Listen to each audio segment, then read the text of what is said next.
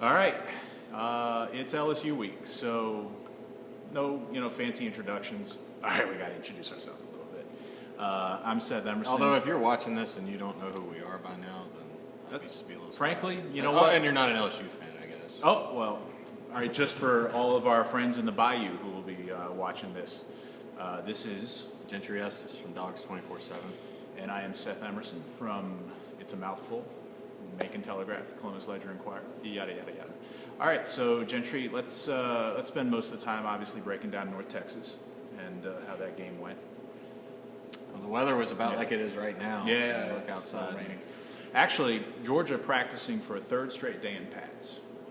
We'll talk to Mark Richt a little later, which will turn out to be before this is actually posted, but is that an indication to you? Do you think this is a special LSU kind of thing, an indication they're looking for something really physical, old-style LSU football? Yeah, I do. And the reason I say I don't remember them ever doing this. I don't either. With the exception of the Georgia Tech and Georgia Southern games last year when they were playing option teams, and Right. there was a reason they did it. Yeah. For this, they didn't do this going into Alabama last year. They didn't do this at any point that I remember. So Rick has made a real point this week of pointing out how physical this game is going to be and how much it's going to challenge Georgia on both lines of scrimmage. And I agree completely with that. I think if Georgia is going to win this game, they're going to have to match LSU's physicality up front. You still see, though, a high-scoring game, though? I kind of see both defenses are young but talented. They're both in the same boat. They both have a bunch of guys playing from last year playing in the NFL right now. I think there'll be points, but I wouldn't go crazy with that. I don't think it'll be... Well, not like the Clemson and South Carolina games were, but this isn't going to be 13-10. No, I think, I don't know, 20s, maybe low 30s. LSU is not that same kind of offense, but they can score points. And I think for Georgia, it's more, obviously you want to limit big plays and not let that sort of thing happen, but I think it's going to be more about what happens on first and second down. All right, let's break that down from the standpoint of Georgia's defense against Mettenberger and all those physical running backs. How many? I was actually looking at this. They have two guys. Is Jeremy Blue and Kenny Jeremy Hill. No, I'm sorry. Alfred Blue and Kenny Hilliard both rushed for touchdowns in the 2011 SEC championship game. They played about 4. And they are the third and fourth string running backs for LSU right now. No, Hill is the one. I mean, he's a load. He had 180-something yards against Auburn, and they're really going to test Georgia between the tackles. They're going to have to be able to man up and keep that thing from getting into 3rd and 2, 3rd and 3. LSU is converting their third downs one of the best in the country. They're in the 50s. They're 10th in the country, I think, in third down conversions. And the reason is it's because you're able to get down a distance in your favor by a good running game on first and second. And they're going to want, I think, to keep Georgia's offense off the field. So I don't think you're going to see anything too gimmicky from LSU. I think they're going to, at least at the start, as they're testing the Georgia defense, I think they're going to be, like you're saying, they're going to be testing Georgia's run defense on first and second down. I think it works the same way for LSU's defense. I think they're going to have to get Georgia, and I think whichever defense is able to get the other team's offense in a predictable situation. But I do see Georgia more likely to go run or pass to set up the run. I mean, Georgia can use that play action. Pretty good running back Georgia has too. Now, but they have a more dependable, I think, passing game, despite what Mettenberger has done so far. And luckily, Tammy has the week off, so we're filming like around the corner from her offices. So as we're talking about her son, we're not really worried about her coming through here. But anyway, we would have nice things to say about Zach anyway. He's having a very good year. It's been such a big deal here this week, and neither one of us were on the beat when Zach was actually on the. It was on the right team, before so we got here. I have talked to Zach, but it was, did you commit to LSU? It wasn't. I remember it was during his recruitment from JUCO. It was actually the only time I ever. I've talked to him at SEC Media Days last 2 years. He seems like a nice guy, but it just wasn't going to happen for him here. I've been asked a lot too in radio shows in Louisiana and stuff. Yeah. What kind of reception is he going to get? Are the fans going to boo him and this and that? Well, look, fans are going to boo everybody on that team. Yeah. I mean, this isn't baseball. There's not going to be an at-bat where he goes up there and he was dismissed. He didn't transfer. And choose to leave. That's important. Yeah. I mean, he might have eventually. I mean, it might have. The whole probably thing would have. The whole thing might have just hastened the inevitable, which was Murray, because Murray had basically won the job, and he was going to start that Louisiana Lafayette game no matter what happened in the preseason because Mettenberger was suspended first game, and Murray and that probably took has off something to do with Murray. But I think when you look at Murray's body of work, it's hard to say that. It's interesting. We're reading, and we're deviating, but it's still about the game. We're reading all these things comparing Mettenberger and Murray as NFL prospects, and everyone kind of is agreeing that Mettenberger is the best NFL prospect. But they're still playing in college right now. That's height, height, weight, arm strength. Yeah, I mean he probably is Mettenberger, but yeah, I mean exactly. This is still a college game on Saturday. Let's go back to what we were talking about in terms of LSU, run then pass, probably. What do you put Georgia's chances at stopping that power running game, or at least containing it? We're going to find out. I think that's a big part of this game too, and that's my biggest question really about Georgia going into this game is how they are going to match up physically. They haven't really faced anything like this. No, and I do think the defense got better against North Texas, and I think they got better in the bye week. This is such a young group that the more experience they have, they are going to play better. But you can't prepare really for what you're going to see from LSU between the tackles. They have a very good offensive line. They're going to run right at them. And, you hate to go back to the SEC championship game because these were, in most cases, different players out there in that game.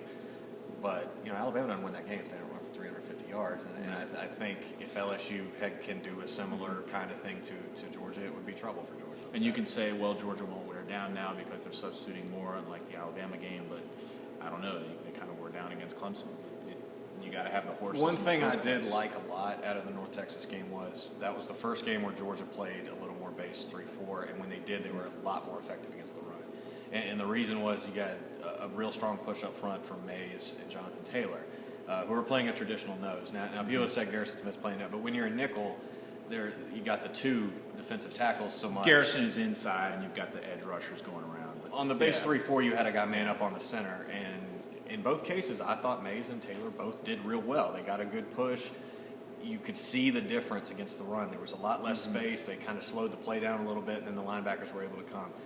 Now, when you go to the passing game, then with Mettenberger, the question I keep getting from people is Georgia's young secondary. I mean, are they in trouble? And I say, and then they say, well, are you going to have these guys help out in coverage, and you don't want single coverage? I kind of think that Grantham may go the other way, which is the best way to affect them is to have Mettenberger throwing it early because Leonard Floyd and Jordan Jenkins are bearing down on him. I'm not sure Leonard Floyd is going to spend any time in pass coverage because he's not that great in pass coverage yet.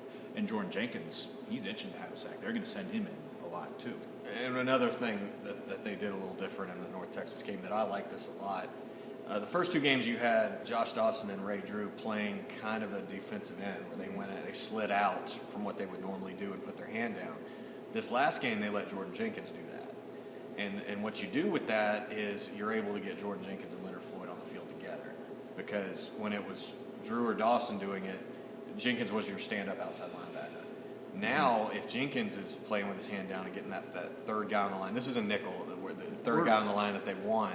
Gentry will bring on the Ron Jaworski breakdown the film from the game. It's a way to get Leonard Floyd on the field when he wasn't against South Carolina. I think that's the key. To sum up the defense. And we're not going to go longer than 12 minutes, hopefully, here. But to sum up the defense, Georgia's not going to shut them out. It's going to be in the, if they can hold them to 20 points, they'll probably be ecstatic because that'll probably win them the game. There's an aspect of this game we have not talked about yet, and I think will maybe be a big deal with special teams. I don't know that it will. Every time special teams is a huge issue around here, the next week they come back and it's corrected. That's true. Yeah, I mean, so it's this. They may have gotten the problems out of the way. But the thing is, too, if you look at the numbers, LSU doesn't cover kickoffs very well either. Yeah. In Georgia, I'll agree with Rick on this. Except for that one return, they've actually been pretty good at that this year.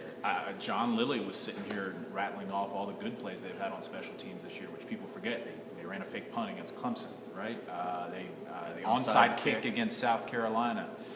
I'm forgetting something from the.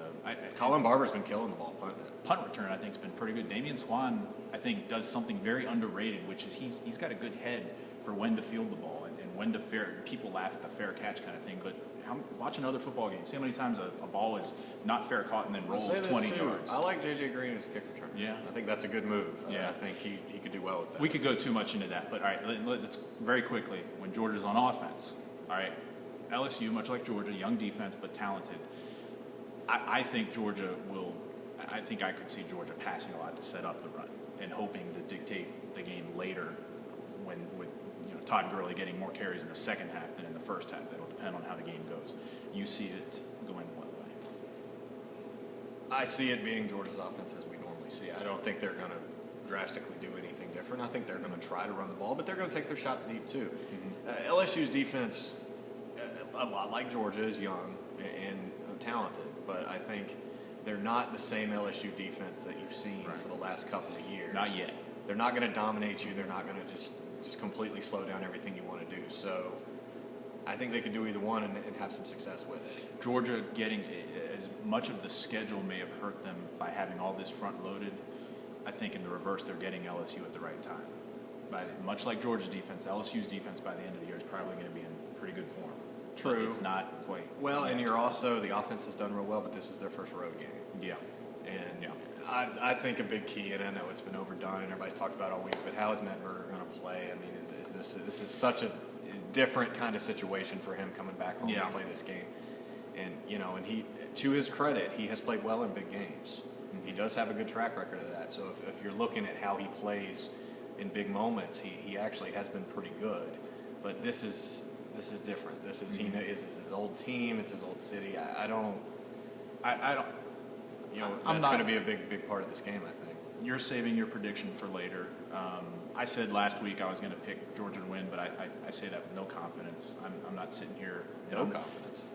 Well, no confidence either way. I don't have any confidence in the LSU. I would not put any money on this game. It's kind of a toss-up. We'll break it down next week. I'm not going to sit here next week when Georgia wins or loses and say, well, I saw that coming. And then I'm not, I'm not going to make a pick right now, but I do think that at the end of the day, whichever team has more rushing yards probably win the game. Well, I wish I had something very, very profound to answer you. But no, you know what? I could have just said the team with the most points is going to win. But you know what? We should be better than that, shouldn't we? All right, everybody. Enjoy the game Saturday and tune back in next week. And we're following up a big game with another game that could be a sneaky good game too, Tennessee. So tune in then.